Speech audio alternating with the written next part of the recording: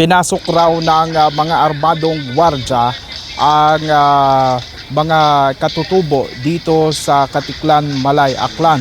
At sinira itong mga bakod nila na ginawa, itong gawa sa kawayan hanggang doon sa area na yon. Ito po yung lugar na ito ay kung nakikita ninyo yung airport, ayan lamang po yung Katiklan, Boracay Airport. So tanaw na tanaw po dito sa lugar na ito. So ito kasing bisinidad ay halos kalapit lang ng airport. Ayan po, makikita ninyo yung pong lugar na yon. Yun na po yung main building ng Katiklan Airport. Ito naman ang lugar ng sinasabi na mga grupo ng mga katutubo dito sa Katiklan, Malay, Aklan. So ito po yung kanilang pinakang opisina na mga katutubo dito na nakausap natin kani-kanina lang. Narito ang pahayag ng kanilang mga leader. Deputy Chief din Manuelito Pilayo, Deputy Tribal Chieftain sang Panay Bukidnon Ate Drive. Wala na yung mga matanda nila, so may nagtayo kami ng isang itong tribo. Kasi lahat naman tayo may ninuno tayo, may mga kasayan tayo. So nung ginawa namin ito dito, set delineation po kami. Na okular ng survey. Tapos nandito yun si Chaplain, yung aming tribal judge, si Chaplain Bing Calviri. Nandun po sila ngayon sa Manila. So siya po ang talaga ng lahat ng ginawa namin dito, nagpatarpulin, pinalagyan ng bakod, kinabit yung tarpaulin dyan. Tapos may mga gwardiya po na nagtatanong dito. Yung una-una, yung tarpaulin na kinabit namin, tinanggal nila. Tapos nagawa kami dito sa bandang loob na, dito na lang, kinabit namin tarpaulin. Nung araw na nangyari yun, mga past 12 na yun, mananghalian kami kasi na araw yun. Dito naglilinis kami. Yung ulas ng kainan namin, umuulan pa yun. Bigla may dumating doon na sasakyan, yung mga elite ng airport na gwardiya. Pagdating doon, siyempre pumunta kami. Marami po sila, may mga baril. So nagbibideo kami, yun, nagsisigawan na sila. Sabi pa ng sino yun? Yung head nila, abuso na kayo, pinapatira lang kayo dito. Trespassing kayo, nagbakod kayo na giniklim nila na kanila yung lugar. So sumigaw kagad siya, sirain nyo lahat yan. Pinansira, pinapalo nila yung nakabakod dyan, tinanggal nila yung tarpaulin. Tapos kinarga po nila, hinakot nila lahat. So wala po kaming nagawa. Siyempre may mga baril yung mga tao. Kami nagbibideo lang. So pinapaabot namin yung mga hinanaing ng mga katutubo dito. Tawag po kami sa 911. Dumating din po yung pulis, pero yung pulis ng airport po dumating. Hindi yung local police dito. Tapos service pa rin po ng airport yung sinakyan nila. Sa pag-uusap, maganda naman yung sinabi ng pulis kasi sabi niya dapat pag may problema, na-report muna sa kanilang opisina, nag-complain sa barangay at sa pulis, at saka dapat nag-invite bago pinag-usapan, huwag mo nang baklasin lahat o magbaklas lahat. Tapos inutos ng pulis na kami mag-report doon sa barangay pulis at saka doon sa barangay mismo. So pumunta po si Dato Joseph, wala pa siya dito ngayon. Pumunta doon, nagpa-blatter kami sa pulis. Pero yung pulis po kaya pong tanggapin. Hindi po sila nag-record, hindi po kami pinalagbok. Yung sabi po ng pulis ay pupuntahan lang kayo ng barangay. Doon po kayo. At saka kung gusto niyo magsampan na lang kayo ng kaso. So doon pumasok doon si Dato Joseph at saka si Dato Billy.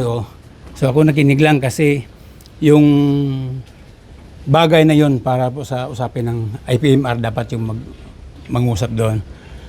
So, pinarecord, wala yung sekretary nila, naghanap na sila ng tigasulat doon, pinarecord kung sino yung gumawa. Tapos, hindi naman sila kung kailangan ba na imbitahan. Dapat pag blatter, di ba, dapat may, tapos dapat may nagpunta dito na mag-verify man lang ng ni-report kung baga totoo ba yung nangyari. Di ba? Kasi tano din ako ng Katiklan dati. Yun ang mga training at seminar namin na kapag may mag-report na tao, dapat respondihan, puntahan at saka i-record o i-video ba ang nangyari. Pero wala po nangyaring ganon. So, yung utos ni Chaplain, kailangan tanungin namin kung kailan ba o paano namin makausap yung San Miguel, yung mga gwardiya na sira, na kailangan na pag-usapan sa barangay. So, ang sabi po ng barangay doon, hindi po nila kikitirin yung nangyaring krimen. Kasi po daw, yung mga gwardiya hindi taga rito sa Katiklan. So, dapat daw kung saan barangay nakatira yung gwardiya na sumira, doon daw kami magkukumplain. Yun doon pa. Ganon daw po yung batas nila dito. So, nagtaka pa ko saan ba yun? DLG ata na order yan kung saan yung respondent parang doon ata na barangay. Parang ganon eh. Pero ganon ang advice sa inyo ng barangay. Ganon daw, sir. Hindi nila kikitirin kasi hindi daw taga rito yung Yung mga gwardiya. yung mga gwardiya. At ibang probinsya pa ata yan. O kung saan daw lugar, doon daw kami dapat Baka may Metro magkukumplain. Manila, baka doon pa tayo pwedeng mag-complain. Oo. Parang ganon. Sabi ko saan ang batas yung ganon? Mayroon bagong bang batas yung ganon? Kasi tanod ako dati sa bawat taon may seminar, may training na dapat kapag may mag-report, ilalagbok, papirmahin, pupuntahan, titingnan kung maring may video para may patunay tayo, may pakita tayo, puro walang nangyari po. Kinabukasan, binalikan namin yung police station. Yung local police, Katiklan. Yung local police Katiklan, binalikan. Pinarecord. Ayun, kasi pagpunta doon, tinawagan namin si Chaplain Biri. Kinausap. Ayun, pinarecord. Ni-request na puntahan. Sabi daw po, pupunta. Lunes ngayon, wala pa rin nangyari. Maggabi na. Pauwi na ako, madilim na eh. Walang pulis na dumating. Hanggang sa ngayon, wala. Walang police. Yung sagot ng barangay, may pumunta daw. Walang pumupunta. Yung pumunta dito na responde, yung pulis lang ng airport. So walang nangyaring nagkita kayo ng mga respondent na yan? Wala po. Wala talaga, sir. Hanggang sa ngayon, walang naka-record dyan. Siguro yung report lang sa pulis na ganon, may nagpunta dito na nanira. Maring na-record nila. Pero yung actual na may pumunta dito, di ba dapat makita rin nila kung totoo yung ni-report namin o hindi. Pero wala kami nakita. So kaya nangyari ngayon, yung chieftain namin dito, pinapunta ko ni Chaplain Biri doon sa Maynila kasi dinirect na doon sa Maynila ang aming mga hinaing. Reklamo ninyo. Opo. Ito pong lupa, may titulo ko ito. Wala po, ma'am. Native title lang po, ma'am. Native title. Ayun yung, meron kayo niyang hawak. Meron po. Ay, meron doon sabi nga eh. So ganito yan. Ibig sabihin, kailan kayo nagbakod? Bali, 3 araw lang po tayo nabakod. Bakit nagbakod? Yun ang tanong doon. Bakit nagbakod kayo? Para po na mabigyan ng ng protection Yung privacy ninyo, privacy parang po. ganon. Oo. Kasi nilagyan doon ng para po ipapaalam na kami dito mayroon ng kasi nakapag na po Claim ba ng San Miguel itong lugar Opo. ninyo? Kaya gusto nilang kunin. Opo. Yung nga sabi nila dito yung pagsira pinapatira lang kayo dito. Ang aabuso Lumabas pa na. parang kuwan lang ganito, parang dayo lang o tina lang Yun nga po, kayo. yun po ang dating eh. So kailangan na nilang kunin, paalisan na kayo basta-basa para Yun nga po ang dating nila. kawawa na kayo. Binayaran kayo? Sila ang mga ibang mga tao, mga kapitbahay namin. Sila pong magpamilya sir na pamilya na Bitino na yung nag-claim ng lupa, wala pong kumuha ng bayad sa kanila. Bali yung iba lang po na nakatira bandang doon. Pinaghahawakan na ata siguro ninyo yung kay tagal kayong taga rito at native kayo ng lugar dito. Yun nga po. Tumandok tawag doon, di ba? Pero Yun ang kung sa- pinaghahawakan ninyo eh. Kung sakali, kapag hanapan kayong ng mga dokumento like titulo, mayroon kayong ipapakita, sir.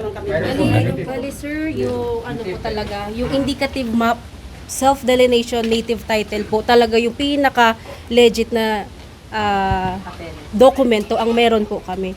Kaya nga po namin isinagawa itong self-delineation indicative map. Nandun po nakasalaysay po lahat ng hangganan ng lupain po ng aming lolo, Pedro Betino. So, ibig Opo. sabihin, ma'am, ito palang bakod ay parang palatandaan ninyo kung hanggang saan yung boundary. Yes po, opo. Okay. May balsihan po kayo sa paglalagay ng bakod na yon kasi Yes po, kasi ang pinakamatanda po sa amin ang mismong ano po, Identify o nagturo yes, ng lugar mismo pong siya ang pinakamatanda sa amin. Actually, nandun po sila sa barangay ngayon sa Lupon ng Katarungan. Ha? Ng barangay Katiklan? Yes po, humihingi po ulit sila ng tulong na ma-actionan po ito at magkaroon na po ng tamang ano po ba na matigil na yung mga ano nila, mga, opo, yun po. Yun po yung ano nila Ilan po ngayon. ang apektado dito ngayon na Pamilya. Halos lahat po, kaming lahat na po nakatutubo dito, na natatakot nga po na nung nangyari yun. mga ilan po kayo sa Mga siguro po mabilangan po na estimated nasa 100 plus naman po kami mga Dami ninuno pala. dito. Opo. 100 plus po. Oh, mga sobra pa po dyan. Dami. Mayaragid nga abok gid, hindi lang gid namon maano ilang survey hindi naman namon nga. Pero sobra gid ya. Abo, mga kalabanan, mga matatanda na. Matatanda. Ma'am, sa post nyo po kasi Bawalan daw kami dito ng sa Facebook magtatanim. post nyo, August 12, before yung nangyari nung August 13, parang maayos naman yung pag-uusap nyo eh. Ay totoo po, totoo po ran sir. Kay ang natabo abisang August 12 nga to at hapon nga to may nagkadtugin man sir nga ng Elite Blue man to siya si Sir Mario Magno nag-attendance pa nga po siya for the record na nag-istorya man sa nga nami nga Nakaugnay din dito sa issue na to, yung pinag-usapan. naupo nagtaka po kasi sila na bakit nga daw binabakuran namin. Oo. Yan po. Ay, in-explain naman po ng matanda namin na elder na parte po kasi yan ng proseso ng aming self-delineation. Iyon nga po, naglagay kami ng tarpaulin at isinasawala at ipinapahayag po namin ng maayos na ito po ay part ng aming proseso. Bakit sa tagal na nandito kayo, ngayon lang kayo naglagay ng mga tarpaulin at nagbakod na yan? Kasi ngayon lang po din po kami nagkaroon ng lakas ng loob at nagkaroon ng connection po sa pinaka-pangulo po ng PKK, ang Pambansang Konseho ng Katutubong Mamayang Pilipino. Ngayon lang po talaga kami nagkalakas ng loob. Kaya ito po, ipinaglalaban na po namin ngayon. At sinasawalat po namin. Ito po proseso ng aming pagbuo ng aming tribo at maibalik ang kultura namin. Pero wala naman silang sinabi kailan nilang gustong kunin itong area. Wala pa. Matagal na po yun Gusto nga. nila talaga Pinaglalaban nito. lang po talaga namin kaya hindi nila po kami matibag-tibag dito. Hindi po nila kami paalis-palis kasi sa lupa namin, binabawalan kami. Kasi gawin ito, expansion ng airport ata ito eh. ay malamang po. Opo. Kawawa Yun naman po. kami, sir. Alisin kami nila, sir. Yun po talaga tayong puntahan. talaga pong tumatayo kami dito mga katutubo. More or less mga ilang hectares or Nandun po naka-indicate po yun sa self-delineation indicative map na 45.86 hectares po yung Ito? Yes po. 45 hectares? 45.80 something po. Doon na pa yung bundok-bundok portion doon. Meron po ditong portion, meron din pong portion doon. Ibig sabihin, may nakapasok na doon sa bakod na yon na sakop pa ng airport. Opo. Claim din ninyo. Opo. At kiniklaim din ng San Miguel itong lugar.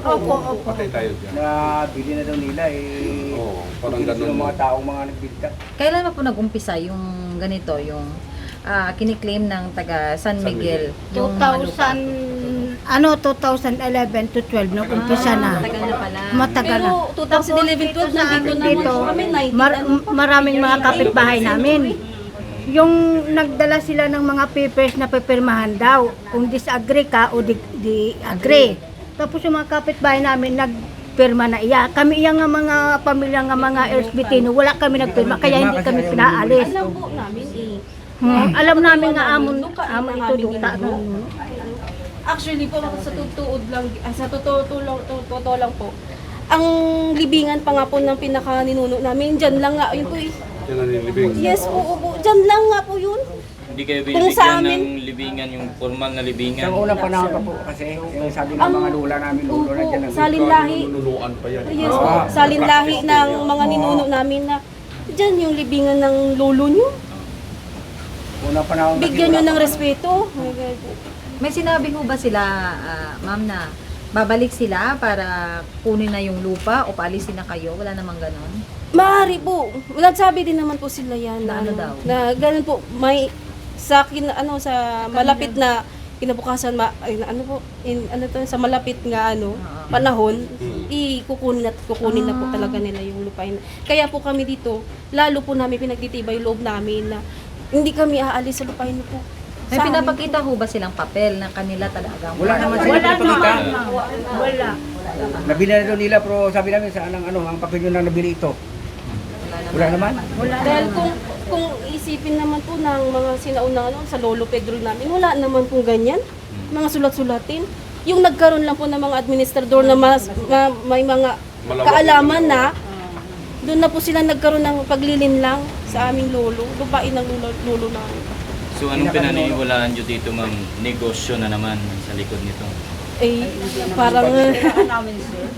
parang yung sa kanila po, malamang po yan yung intention nila, interest nila. May alok ba sa inyo from San Miguel na bilhin ito sa ganitong presyo? Wala. Wala. Mayroon. Wala. Hindi, sa totoo lang. Baka nag-alok sila sa inyo na bilhin ganitong presyo at hindi nyo binigay o hindi hindi kami nyo po pinayagan. Wala. Walang alok para ganon. binta. Ang ayaw naman nyo ibinta. Mayroon Kasi- noon 1,000 square meter lang. Ay, sino- Ang Hindi kami ibinta? napayag, sir. Hindi kami napayag. Sino mga 1,000 per square nag-offer meter. Oo, sir. Kailan nangyari? Yun po yung Matagal mga na yun, dating sila nagsabi. Sir. Ay, Yung mga una siguro mga kasamahan ninyo. Oo, kasama mga kapitbahay. yung mga iba po dyan na hindi naman sila mayari ng Isa-isa lupa. lang po, isa-isa lang para maintindihan sa record. Saan? Wala na, pinaalis nila. So nabili yon. Napili 1,000 square meter na sir. Asa ang bahay na murang bili nila eh. Kaya siguro yun ang bakod. Opo, sir. At sa inyo kasi hindi kayo pumayag. Hindi kami sir napayag. Dahil alam namin sa amin to sir eh. So ibig sabihin may iba pala na pumayag. O pumayag sir. Dahil nagtakot sila sir dahil kung nabulusin na sila. Pero correction po, hindi po namin kamag-anak. Kaya wala po silang idea sa Hindi kayo gano'n. kasali. Ay, hindi po. Kamag-anak sir iba. Hindi po namin yung mga kamag-anak, yung mga nag-agree. Hindi sila kasapi ng Ay, hindi trip nyo. po, hindi. Mga ilang hectares ang nawala. Ang sa Ang ano po. nabinta. More or less. Hindi lang po namin pero Bahay lang. yan na po, mga bahay. Pero lupain hindi. Hindi kasali sa bintahan. Pero kung nadami yan, mga siguro dalawang palakpak yan. Bahay lang binayaran, katulad yan. Bahay. Lupa wala So na. bahay. Bahay lang, Yung sir. lupa, Yung lupa, hindi kasali, hindi nabi nabayaran. Hinintay ka nila ang lupa. Ang iba. Babayaran sila. Pero wala, hindi ka, Automatic pag binayan ang lupa ibig at ang bahay pag lupa sa kanila na rin. Wala. hindi na. Nasa amin pa rin yung lupa. Yung bahay lang sa kanila, yung binayaran nila. Ikaw, madam, so anong pagkakaalam mo talaga bakit ganito yung naging problema at humaba or tumagal na parang gano'n? Ano pong gusto Sa- ninyo ng mga katubo dito sa Katiklan? Gusto nyo parating, ma'am? Syempre po dahil po tumandok ang aking mga magulang dito ay nandito po nag-i-stand din po ako kasama nila na ipaglalaban po namin ang karapatan namin mga katutubo rito sa lupaing ninuno namin. Yun po. Yun ang mga katayuan ninyo ng mga katutubo. Opo. Ibabalik po namin ang kulturang nawala sa amin, aming wika, aming pamumuhay noon. Wala pa ang airport na ito, nandito na kayo. Opo. Na kung sa totoo lang po yung airport po na yun, puro po yan niyog daw po, salinlahi na namin na ipapasa sa amin. Puro niyog, dahon bayabas, bayabas puno ng bayabas. May mga mga tanim talaga yung mga ninuno namin diyan. Na yan sinira at ginawang commercial na airport. Ang malaking tanong kasi, nung August 12, magandang usapan nyo, tapos binigla na lang kayo nung August 13. Opo, nakakapagtaka nga po. Kaya nga po, nagulat kami noon. Akala nga po namin maganda yung magiging kahinatnan. Nagulat na lang po kami nung pagkakinabukasan nun. Kakatapos lang pananghalian ng mga elders namin, kami nagpapahinga dahil nga po sa nililinis nga po namin itong aming tribo. Yun na lang po sila, bigla kaning ni-raid na paklasin yung mga na yan. Wala nang pag-uusap na Wala po. payapa, dire-diretso. Wala, dire-diretso po. Wala naman Pag silang nag-uusap ang pinakahid nila, yung mga guard naman, baklas ng baklas. wala naman sa inyong nasaktan o tinutukan ng armas. Kasi nga po, takot. Opo. Kung ako nga din po yung naramdaman talaga namin, takot talaga po. Kasi sino ba kami na kaya namin yung sarili namin doon na may mga armas, yung security guard. May mga pagbabanta ho ba sila? Wala naman. Sa pagbabanta, wala naman ho, wala. Pero yung may dala-dala pa lang silang baril. Yung sa pag-raid po nila, yun, doon po. First time na nangyari na parang ginanon kayo. Yes po. Harassment yun eh. Opo. First time po. Yung nireklamo nyo, harassment yun, pero parang wala action yung barangay at police. Wala po, sir. Parang ganun yun. Yun ang punton yun Walang ngayon. dumating na barangay, pulis. Wala po. May dumating airport. At tapos nag-antay na kayo na baka i-demolish na talaga kayo dito. Parang gano'n po. So madang mangyari, halimbawa, gawin ng taga San Miguel, i-demolish kayo ngayon. Anong gawin natin ngayon? Hindi ko payag po kasi dito na kami tumanda. Dito na namatay mga magulang namin eh. Matibay siguro Oo. ganito ng pag natin dito eh, no? Pero hindi po kami gagamit ng dahas o Yun ang man po, importante. opo. Ang gamit po namin talaga yung aming karapatan, hindi po kami gagamit ng kahit anong dahas. Ayaw po namin yan. Yan po yung ng katribo namin, mga ninuno namin. Ipaglaban po yan, sir, dahil din sa batas, sir. Kasi may batas po ang rito eh. Yung 83 Opo, kasama po yan. Nakasaad kayo dyan sa inyo yung Sa mga 83 naman, bro, sa April, bro. Ano na lang ho ang mensahe nyo sa mga kinauukulan at responsable sa nangyari? Opo. Kung sa ko po, yun nga po, magkaroon lang ng maayos na komunikasyon, usapan madaan sa maayos na pag-deal po ng ganitong sitwasyon. Wala lang pong ganyan na harassment lang po. Nananawagan po kami na respeto, ibalik po sa amin yung aming ninunong lupain. Huwag po silang maglapastangan, ganun po. Yun lamang po. Ma'am, nung nangyayari ba kahapon yung pagbabaklas, may tumatawag na sa 911? Opo. And ang po, nung atrese po na yun, nung nagkaroon ng raid dito, huli na kasi nakatawag ka. Opo. Tapos na, medyo patapos na. Oo, Kaya yung huli medyo- na dumating yung mga pulis. Hindi Ay, naman na- po siya raid, ma'am, parang kasi pag raid, pinapasok yung kwarto Pati, nyo. opo, correction. Yun, parang binaklas lang talaga yung mga Opo. bakod na ginawa nyo. Opo, nang wala man lang Dala pong namin eh, abiso. sabihin sa mga kanya, "O, sige, Harassment na yan. sirain yan. Ipain yan." Yung aming IPMR po lang talaga ang lumalapit at nagbibideo nun. Ang aming Indigenous Peoples Mandatory Representative. Sabi ng Aming mga namin, elders IPMR wala. Nandun lang po talaga sa Huwag likod. naman po, huwag naman sirain yan eh. Pinaghirapan namin yan. Ay, Sabi hindi, daw baka nila, sila. gawa lang daw ang tarpaulin. Ginagawa lang daw namin. Opo. Maraming salamat po. Maraming salamat din po. Kasunod ng mga pahayag ng mga nagpakilalang tribo, kinuna namin ng panig si Barangay Captain at ABC President Ralph Tolosa ng Katiklan, Malayaklan. Ibinunyag nito na hindi raw kinikilala ng National Commission on Indigenous Peoples NCIP ang mga grupo. Ito raw ang tugon ng NCIP nang sulatan nila ito. Gusto ko lang i-correct, no? As far as my nasairan ko, bukod sa tribuya. This is individual residence at Katiklan. Hindi ko pwede tawagong nga tribu sa no. Kaya nga mga pamuluyo man sa area, sa airport A, no, atong mga manghod mga Katiklan, no, nangawa man ako, no. Diyan kita nagkalbo sa Katiklan. Wa kami indigenous people yo sa Katiklan, no.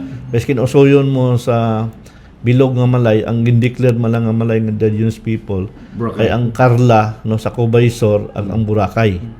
Moran tunay mga ati, di ba? Ay ang amba ko na sa inyo, gusto ko ipakita sa inyo, no, from the National Commission indigenous people ang reply nanda.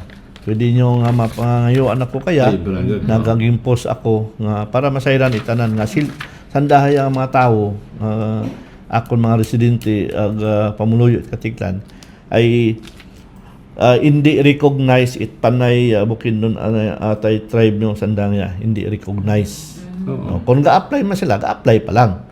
Pero di ibig sabihin nga ga-apply ka is approved, membro ka na.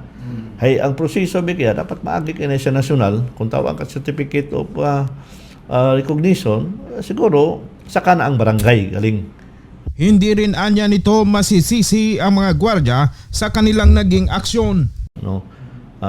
Hindi ko man mabasol ang Elite Blow nga security agency dahil mandate man tanan ro bilang security nga protektahan, dipinsahan ang indang area nga responsibilidad na base sa andang kontrata, no. Anda man tanan it siyempre iging porsyon nanda ay di pwede nga butangan ta at in-structure nga amon nga area dahil kami ang intugyanan ng San Miguel Corporation na magbantaya para protektahan ang andang property. Aran ako nga pagkaintindi, no. Kasunod nito ay nagpaalala si Kapitan Tolosa sa mga kababaryo tungkol sa maaring nasa likod raw ng grupo. Sandaya, ay sino kung sino mata sa likod sandaya, ang ako lang advice akong ibang Katiklano niya nga tribo-tribo, no. Ang ako lang utawat, involved nga kwarta, nga mabasay balay, pati yung propiedad ay ibaligya dahil itao sa mga tao ngayon sa likod sa inyo, ay dahan gi ka muna, no, sa akon nga imanghon nga Katiklano, dahan gi kita, no. May anda bilang nakita namon ebidensya nga may fill up form tapos may registration fee. Pag may kwarta, siya nun mo nun. Diba? Siya nun mo nun. Hindi ko lang magkito, no, siya na masinsino. Diba? Pag may kwarta ang involved, siya nun mo nun. Kaninang umaga ay pumunta rin daw sa opisina ang pinakang pinuno ng kanilang grupo. Ayon kay Kapitan, tungkol naman sa pinaglalabang property, pinaliwanag umano nito sa grupo na nasa gitna lamang siya bilang barangay captain. Liwanag ko. Ako lang sa barangay, kapatunga lang kinyo. No? Ako may ilang, may gulo dyan, nga matabo. Ibutang na natin sa lugar. Dapat white masaktan, white matabo. No? Lalo na ito sa legal nga paraan. May korte kita, no, kung may inyong dokumento nga ipakita nyo sa korte, bumugamot abogado, may libre kita abogado sa province, may PAW kita, pwede ka bungayot ng assistance anda. Patuloy nating tututukan ang mga pangyayari dito sa Katiklan, Malay, Aklan. Kasama si Kapobreng Arnel de la Cruz at Presi de la Cruz, ako si Kapobs Archie Ilario ng PV News Online. Di man laging una pero ihahabol ka sa balita.